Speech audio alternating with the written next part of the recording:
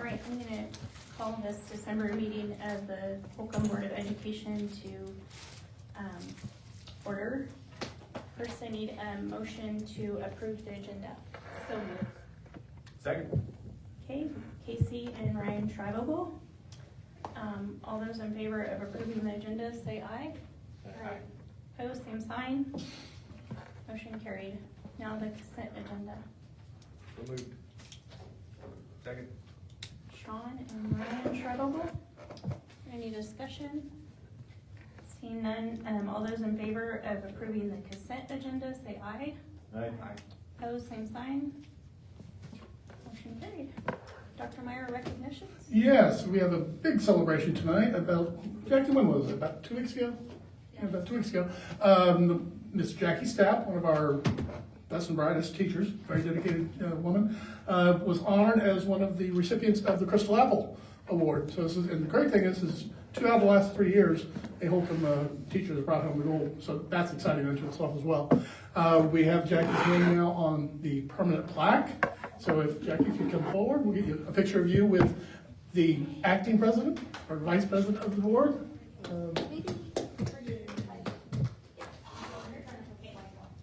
And you can give a speech if you want, Jackie. Yeah. Speech. There was 2 good speeches that night. Amy.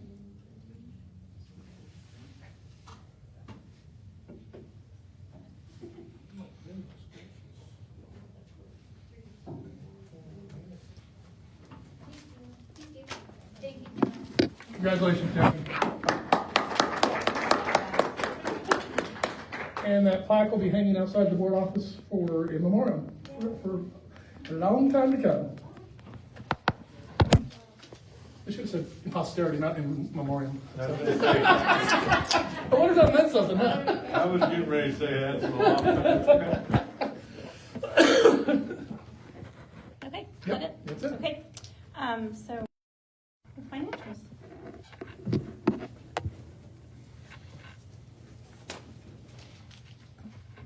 Okay, on page 1 of the warrants, kind of down just a little bit, BSN Sports, $26,837 for pole vault mats in the pits. And then down below, we paid a little bit more towards work comp. First to go to indemnity, $8,529. And that was due to them not having the current amount of payroll. And it's based off our gross payroll. So we got that adjusted. And then on page 2, down to the bottom, Skillet and Sons limestone rock for the little parking area, $4,276. Correct? Well, yeah, I think so. It's a lot cheaper than concrete. Yeah. And then, so total warrants on page 4, $172,604.71 for the month. And then page 5 are revenue expense balances.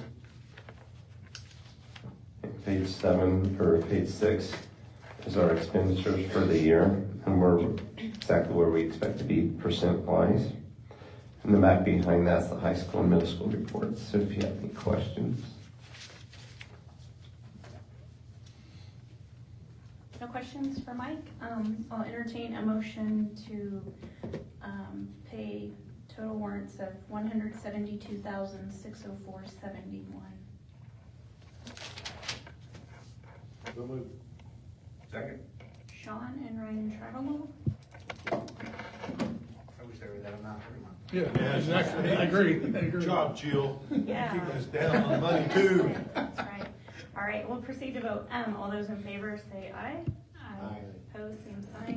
Motion carried. All right, no public patrons.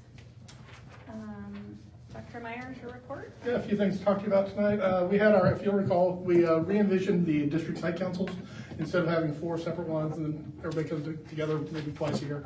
We brought them all together, and so now 4 times a year, just had the entire district site council meeting. We had our second one on November 20th, and I was real pleased because we had 21 people show up. The first time we did it, we had like 30 some odd, and usually it drops off a whole lot. Well, it didn't. It stayed at 21, so that was good.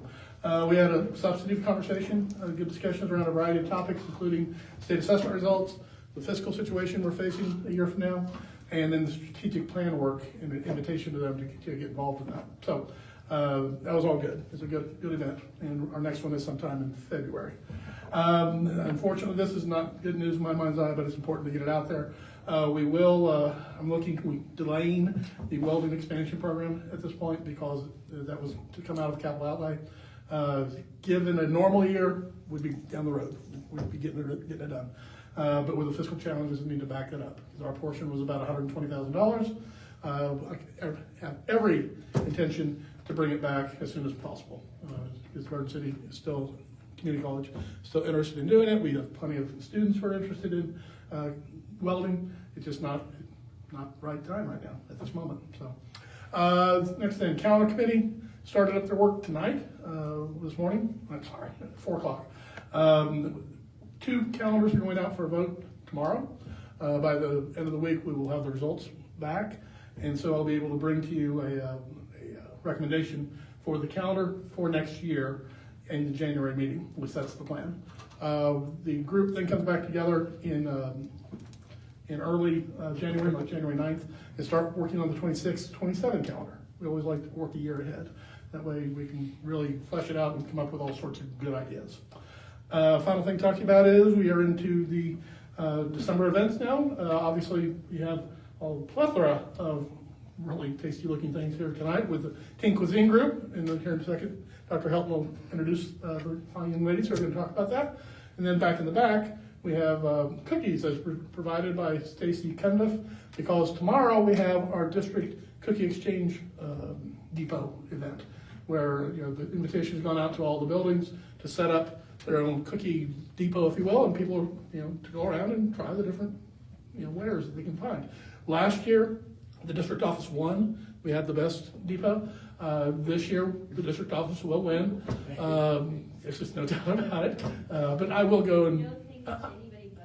It doesn't matter. I'm smart enough to recruit the right people. So I know I will be going around and judging them harshly and derisively saying how good their depots are. But you guys you're welcome to come. Just show up. Starts at 10 to 2, I think it is. And we invite the people to leave their buildings and go. Just work it out with the principals. Don't leave a group of kids unattended. Go around. And last year was pretty cool. We had all sorts of people drop in here, so I'm assuming they went to the other buildings as well. Last thing to talk to you about is the Christmas luncheon is set up for Friday, December 20th at noon at the high school. Please feel welcome. You are welcome. When's that date again? The 20th, Friday the 20th at noon at the high school. We've got Webb's. Webb's is catering for us, and it's always a nice event. So that's what I have. Ms. George? Awesome. Buildings report. Garrett? Nothing further. Okay. Transportation? Okay.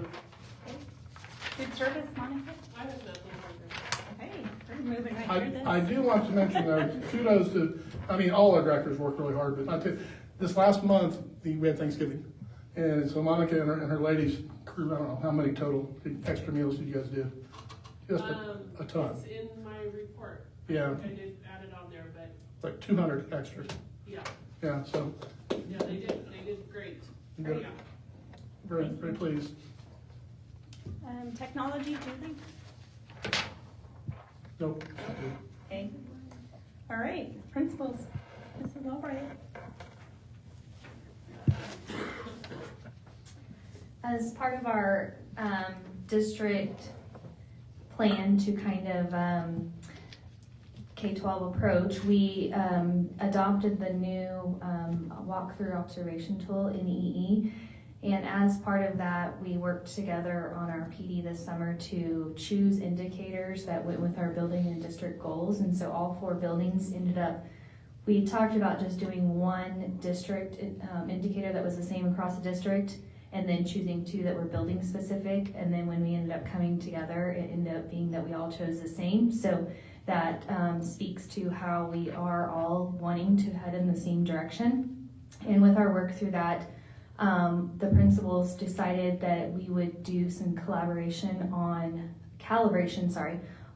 our walkthrough tool. So we started that up just this last week. We kind of got a late start to it, but we had to kind of dip our toes into it a little bit on our own to figure out how it looks in our building. And so we're hoping to kind of get together every other week or at least twice a month to calibrate and do some walkthroughs together in each building, and going to some classes and score them individually and then talk together to see if we're kind of all on the same page with that. So we started that this last week and it went really well, and so hoping to kind of move things forward with that and get some great results. So. Great, thank you. Mrs. Tyne? Jerry's in order to be the administrative charge. We are currently in the middle of our Fast Bridge testing, so this is a change from previous years. Usually we do our testing in January after the winter break, and we decided this year to try testing before break. And the recommendations go either way. I mean, you can do it either way. A couple of the benefits to this is that it allows us to meet about our data at the beginning of the second semester. So because we have that information gathered, we can use our professional learning day when we come back before kids start to take a look at that and kind of see how we're doing. It also allows us to see the results of our first semester work without vacation regression. So even in 2 weeks, sometimes we can see a little bit of a regression, and just with not having that daily practice, that can sometimes affect the results. So we're hoping to see, great things, see the growth that our kids are making.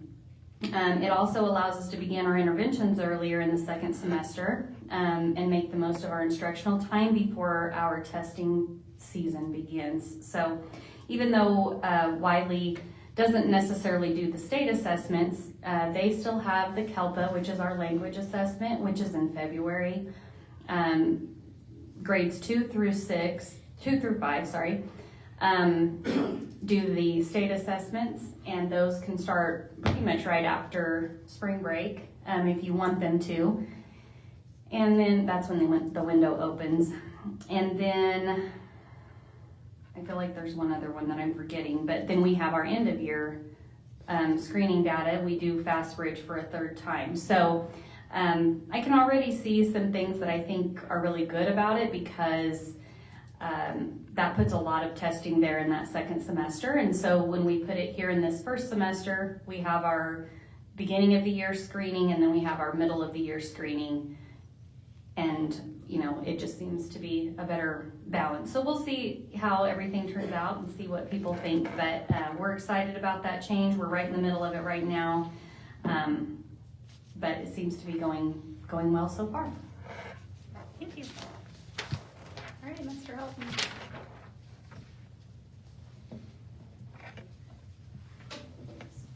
My report will also touch on Fast Bridge. For the middle school tomorrow, math will have their Fast Bridge day for 6th, 7th, and 8th grade. They'll take that in the regular math class. And then Wednesday and Thursday, we'll have the ELA Fast Bridge testing. Kids only take it once, but since it's a double block day, they'll take it on which day they have that ELA class.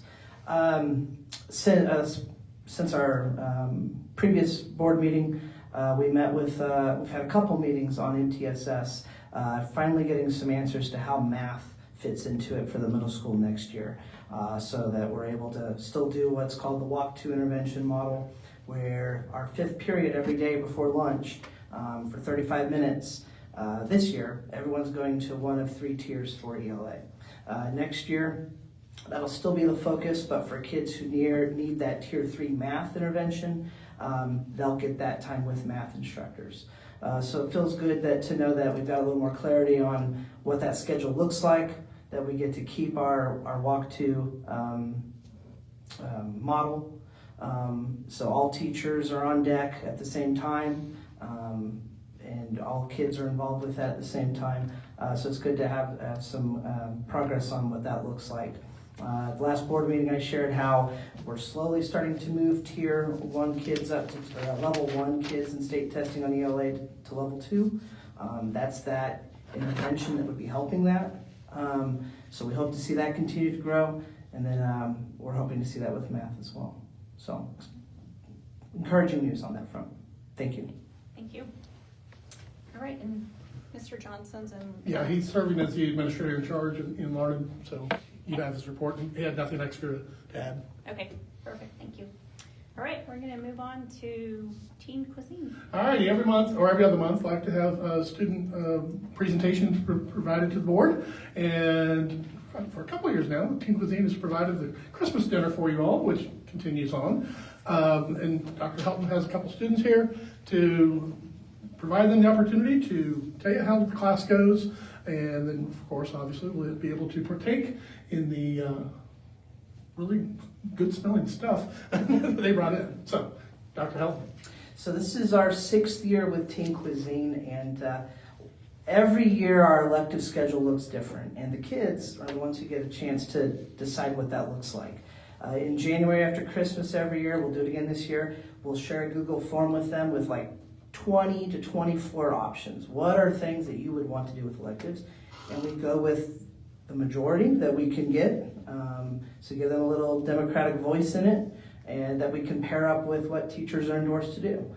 And so that the first year we did that, Teen Cuisine or a cooking class of some kind got a lot of support. So much support, in fact, it's had to be pretty much, it is limited to just 8th grade because we just don't have enough sections for it. So with that, I'm going to let them talk about the class. Everything over there on the shelf was prepared by the 2 Teen Cuisine classes today. They did an amazing job. They said they were bringing a lot of food. I didn't know it was that much. So.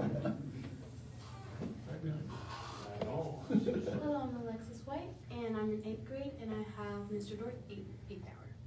I'm Natalie Keltner, and I have 4th hour Teen Cuisine with Miss Hughes. I'd like to explain to you all how your shredded chicken was made. So we began by dicing the onions, chopping the cilantro, and with the onions went in 3 pounds of chicken, tomatoes, green chilies, and taco seasoning. That was then cooked for about 6 hours, then shredded, and the cilantro was added. The original recipe that we had found for your chicken began with 16 servings. And to not have any waste of ingredients, we had to reduce and multiply. So we first reduced it by 4, so that we only have 4 servings, and then we multiplied it by 3 to get the 12 servings that you have today. That is just one of the many ways that we use math in the Teen Cuisine room. As some of you may know, a stick of butter comes with 8 tablespoons, which I learned this semester is half a cup. And getting those measurements correct for our meals is essential, so that whenever our product is finished, it's edible. That's good that it's edible. Teen Cuisine is a cooking class that has certain units we have, and these units could be breakfast, Halloween unit, air fry unit. These units contain certain recipes from that area. So say you have a breakfast unit, we would make things like pancakes, waffles, blueberry muffins, anything like this. We find these recipes online. We decide whether we want to do that or not, and we print it on a doc, site, or source, and then we print it off, make sure everyone has 5. When everybody has 5, we do 5 because there's 5 days we have to cook these 5 recipes. So say you're cooking blueberry muffins one day, you would probably cook waffles the next day. Everyone will have a rotation to it. My favorite cooking unit would probably be the breakfast unit because of the variety of breakfasts there's out there, like waffles, crepes, and banana muffins. There's so many things that there can be to it. My favorite unit was also the breakfast unit, but not to be repetitive, My second favorite was the Easy College unit, I guess. So two of the things that we had, two of the recipes that we were able to prepare was TikTok ramen, which is just something that we found online, and grilled cheese. Those recipes are easy, quick things that people can do with just about anything that they have in their house. So I enjoyed that unit because it didn't take much effort, although it was fun. And I'd like to talk to you all about the popularity that I believe Teen Cuisine has. I've discussed this with some of my classmates as well. They all decided to choose Teen Cuisine either because they enjoyed cooking or because of the newness to it, I guess. So in 6th grade and 7th grade, we didn't have this opportunity. So in 8th grade, having this opportunity gave us more freedom, more access, and like more trust. So having that all, it's showing us the possibilities of what high school could be. I will be explaining our final exam. So our final exam for Teen Cuisine is going to be about you'll either be with yourself, or you'll be with two people. With yourself, there are random different ingredients. So there will be 4 ingredients in each section. You'll be able to choose, and you can cook whatever you want with those ingredients. But if you have a partner, the ingredients will be hidden, and you'll have whatever you choose, you have to make something out of that. Very good. Yeah, got chopped. You're out.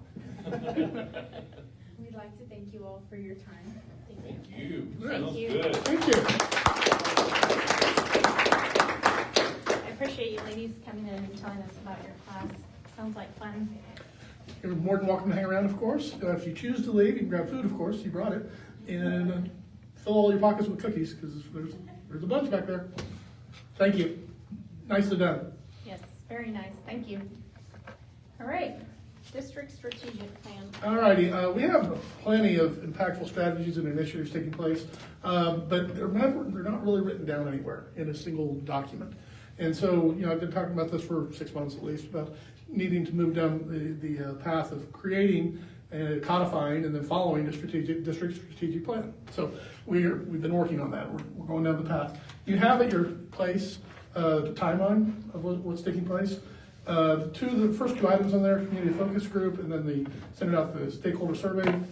Both of those things have occurred. I mean, we did them right on time, and they're moving. The goal here is to establish a 5-year strategic plan that comes from input from the entire greater educational community. So I asked the principals to give me 20 names each of people to invite to the community focus group, which is really the group that's going to be spearheading this work. They're the ones taking all the survey information and working it with us, with the admin and whatnot, to move down the path of creating a plan. 20 people have come forward wanting to participate, which is no small thing at all, because there are 2 different 3-hour meetings that they're being invited to attend. If you look at the timeline, you'll see those. Then we sent out the survey to all the parents via PowerSchool, people who are patrons, or you guys here, imagine you received that, and also sent the same survey up, well, the one that accompanies it, to the staff members, anybody who works for 363. That's all due on the 18th of December, so they still have time if they're not completing it. But I'm very pleased to announce, as of this morning, we have 144 surveys completed thus far. That's pretty good. That's, if you can get that many surveys back, there will be some substantive feedback as far as what people are wanting to see. Because the strategic plan, it can't be the superintendents, it can't just be the boards, it has to be the communities, if you want it to last, if you want to make it work. Ultimately, that being said, the school board is the one who makes the choice to adopt the strategic plan as it's presented. So Dr. Steve Carlin, former superintendent at Garden City, he and I go way back. He'll be facilitating work in the process itself. You guys are obviously more than welcome to participate if at these focus groups, these meetings. If 4 of you show up, we'll have to turn it into a meeting. No big deal. Let's have a stock agenda ready to roll. But if 3 of you show up, it's not a meeting, it's not an official board meeting, so not an issue whatsoever. I'd love for you guys to participate. Ultimately, though, the information will be coming back to you. So if you decide it just doesn't fit in your timeline, or you want to, don't want to influence the outcome too terribly much by being there, that's fine. It's not a problem. So the survey ends on the 18th. February 23rd is the first community board meeting, and that will be a meeting because I'd hope for the board to show up to that. The items that will be that we will address are listed underneath that particular date. Following one is just about a week later, a week and a half later, 2 weeks later, February 3rd, another meeting between the community and the board.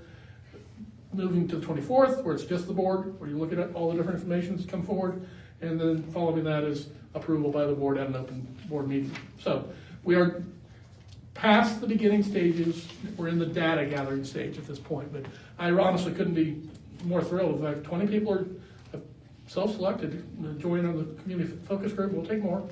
But to get 144 surveys back when we launched that last week, that's pretty good. That's a good return. So we will continue on those efforts.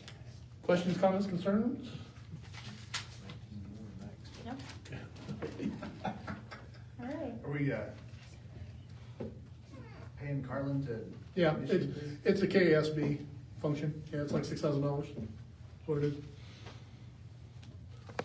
And it's a solid process that they follow. So. All right. Anybody else? All right. Non-resident policy adoption. All righty. Just to make sure that we don't want to be on the naughty list at the KSTE or the legislature. If you'll recall last year about this time, we had to put into play the non-resident student policy. So they made an adjustment to it. There's one single change. The window of application went from June 1 to June 30, now January 1 to June 15. So Robin and I worked on the extant policy that was approved a year ago and basically made that one change. That's it. No other changes I'm not proposing whatsoever. There's only 2 criteria that are allowed to be held, to hold against, so a student cannot come to us. That's attendance and discipline. Everything else remains the same. Now, the law still says by May 1, we have to set our capacities. There's no reason to wait around till, May to do that, or April. So probably next month, I'll just bring the same capacities that we set this last year, and just get them, reapproved. We didn't come close to them whatsoever. It was not an issue. So we might as well just keep the same ones. Just so you remember, pre-K was 60 per grade, K2 was 72, HES was 80 per grade, middle school was 90 per grade, high school was 90 per grade, with specifically welding 10 to 1, music and PE 50 to 1. So I don't see any reason to make any other changes from that. So in order to make this official though, we need to have the possible motion that I've provided for you, and so it can be voted upon, and then Robin can do her thing. Okay. Do I have a motion to approve the presented non-resident student policy and have it go into effect on January 1, 2025? So moved. Second. Casey and Sean, all those in favor of approving that policy, say aye. Aye. Opposed, same sign. All right, approved. All right, fiscal work. All right, due to the pretty substantial headcount adjustment from last year to this year, I know we had 40 kid difference between our graduating class and our incoming kindergarten. That accounts for the lion's share of it. And I can't tell you why it's a smaller class in kindergarten. I don't know.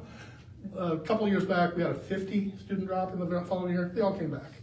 We got them back. So hope springs eternal that we'll get these people back. But we have to make our plans next year using the number that we now have, because you can't build it on a wish and a dream. So Mike and I continue to do a lot of math on this, figure it out. I'm pleased to say now or anticipate that our projected rollout for this fiscal year, if everything remains the same, should grow to almost 7%. So that's good. That's a good thing. The last thing to do, but we probably will need to do it, is use some of those monies for salaries with janitors and maintenance, because you legally do that of capital outlay. but that is a stopgap. We don't want to keep that there any longer than we have to. Basically, this boils down to $840,000 adjustment from this year to next year. It comes from a $580,000 decrease in funding, but if you'll recall, we have a 2-year negotiated agreement. So we already know what the raises will be for next year, and that's at $260. I mean, when we did that, it was a great idea, but now it is what it is. So the overall goal here is to match the staffing we have with our head count. And that's the goal. That's what we're trying to get. And I know there's a point of diminishing returns if too many absorptions take place, but every single resignation we may get for retirement or somebody taking a new job or whatever else, we will look to see how can that position be absorbed. Right now we have 2 to 3 so far, 2 for sure, a third one possibly. That equals up to about $180,000 as far as when you start looking into what we invest in each employee. If we wanted to just make it up completely with, I don't think I shared this with you, Mike, but just through absorption, it's just not feasible. It'd be 14 cuts, it's just not feasible. We'll probably end up with 5 or 6, which won't get us to where we need to be. So we're going to have to go to number 2, the stopgap of put in.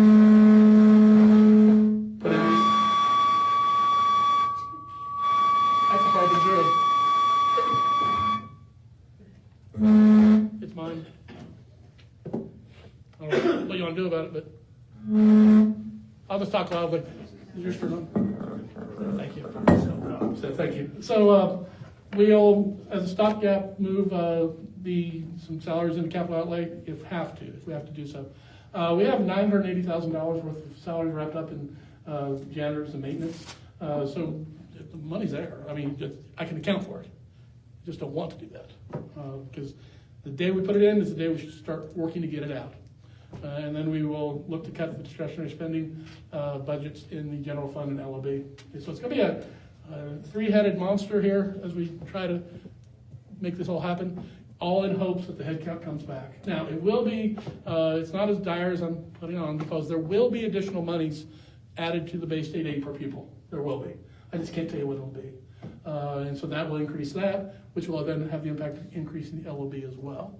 So I don't want to really put a number to it, but instead of $840,000, maybe it drops to, I don't know, $775.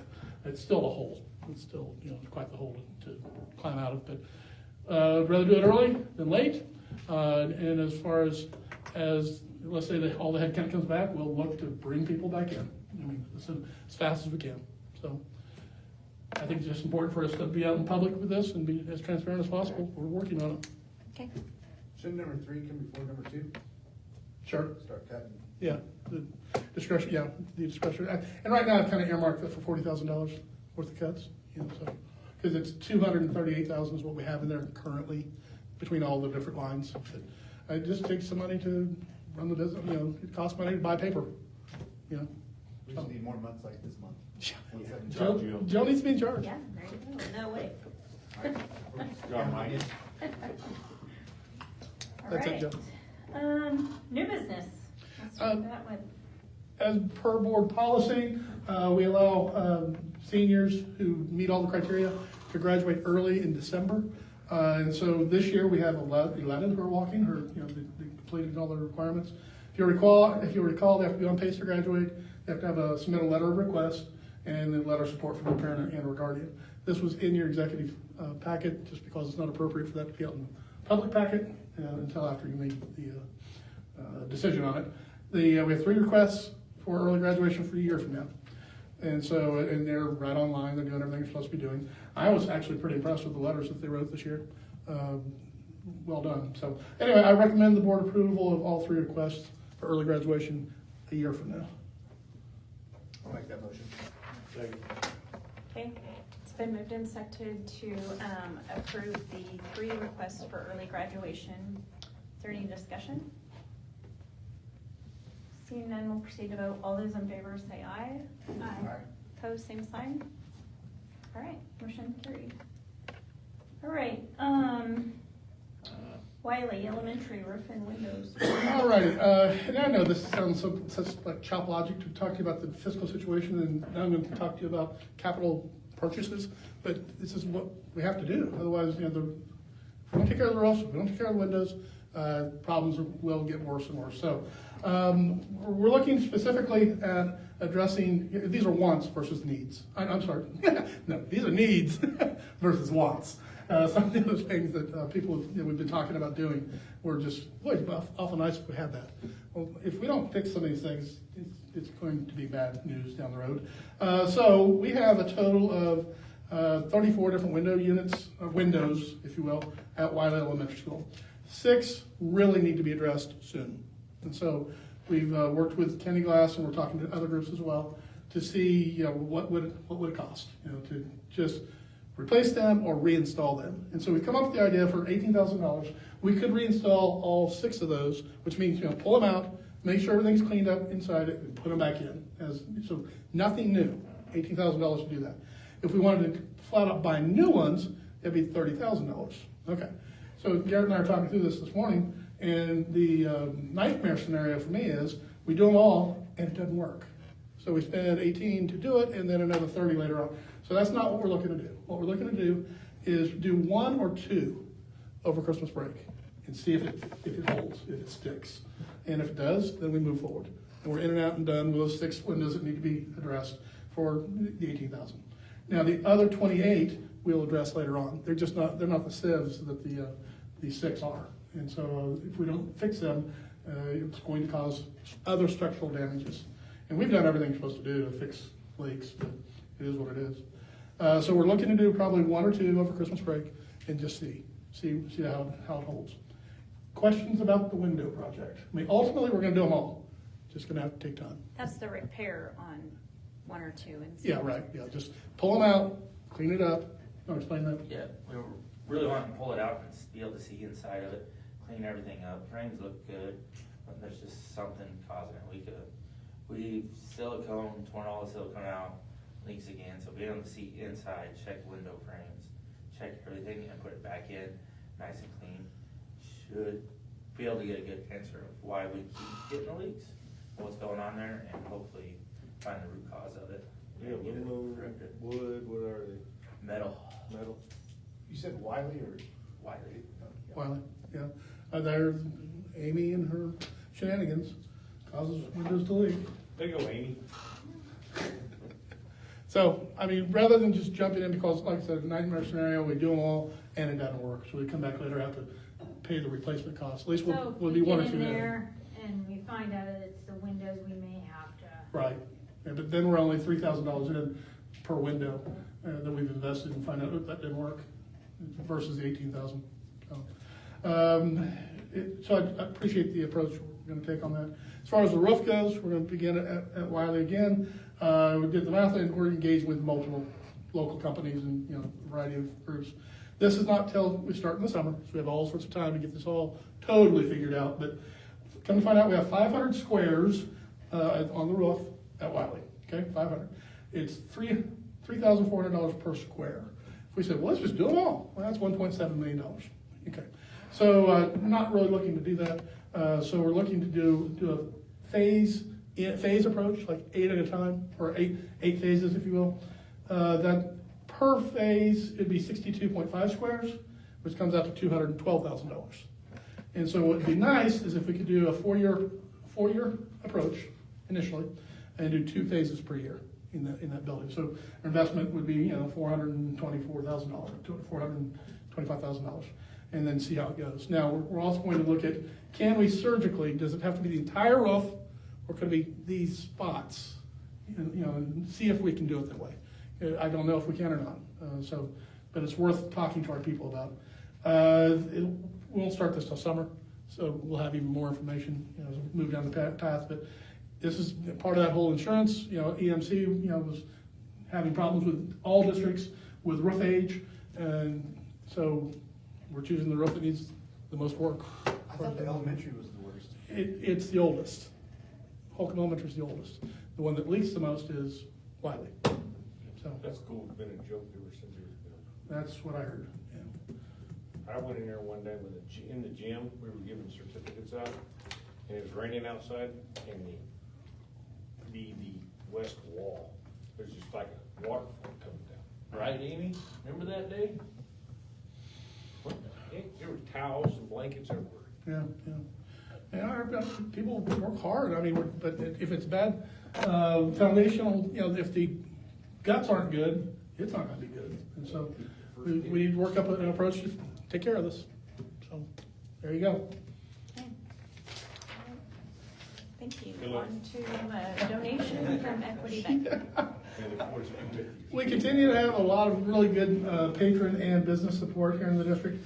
About 2 weeks ago, maybe 3 weeks ago, Mary Funk from Equity Bank, you know, gave me a holler and said, "Hey, we've got money to donate to you guys." I said, "Okay, we'll take it. What's it for?" Specifically, they'd like it to be used for the clothing closets, which that's wonderful. So we have a $5,000 donation from Equity Bank, and so I recommend that the board accept that. Madam President, I'd like to make a motion to accept the donation from Equity Bank. Okay, Casey? Okay, Casey and Ryan, it's been moved to accept the donation from Equity Bank and use it for the clothing closet. All those in favor say aye. Aye. Opposed, same sign. Motion carried. All right, executive session. I need about 20 minutes. 20 minutes? Okay, have a motion? Oh, for me and the principals as needed. So moved. okay. Okay, it's been moved and seconded to go into executive session for 20 minutes.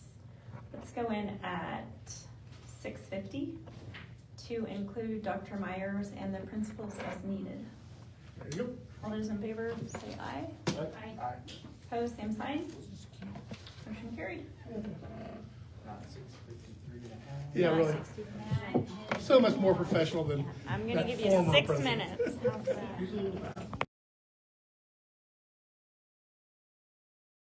How are you doing? I never, Okay. never, no one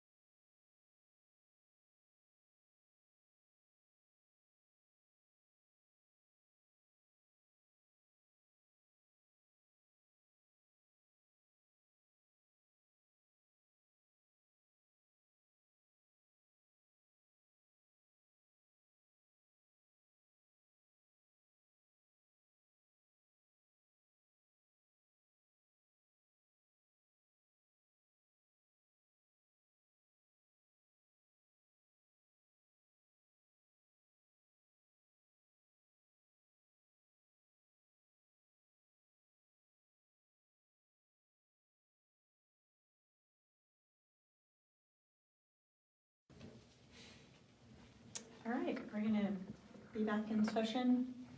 Do I have a motion to adjourn? So moved. Second. Casey and Ryan Tribal. All Julie? in favor of adjourning the meeting, say aye. Aye. Aye. Opposed, same sign. Meeting adjourned. Okay, wait, please turn on. That's how you do it, Matt. Mr. Matt. Wasn't a record maybe, but. Live. Oh.